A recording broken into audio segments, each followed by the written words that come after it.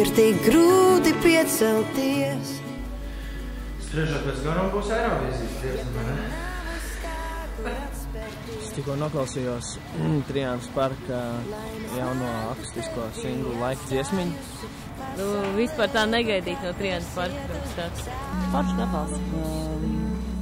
Tāds ievēlties. Tā kā dziesma ir jauka, pats jaukākais, ko es pēdējā laikā esmu dzirdējis. Savā ziņā motivējoši un pozitīvi.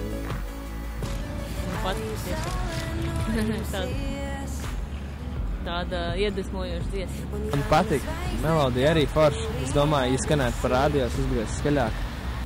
Man jau patīkās tāds mierīgs, savu veidu noskaņu. Agnes pirmā brīdī, liekas, neizklausās pēc sevis, bet nē, bet pēc tam jau aiziet. Viss kārtībā tomēr ir Agnes kā Agnes. Tā kā es esmu priecīgs, ka man sanāks arī dzirdēt viņu dzīvajā Trijānas parka akustiskajā tūrē. Tu skaisti klausoties, es varu teikt ārā, zin kā, tu klausies, un tā aina viss strādā līdzi.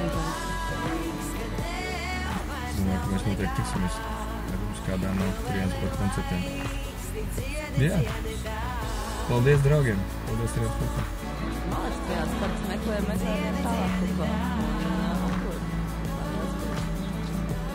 Es ceru, tas nebūtu pēdējais gabals. Pasaulē, kur viss jau bijis, viss ir mainīgs, bet tu tāds esi vienīgais, tu esi vienīgs. Pasaulē, kur viss jau bijis.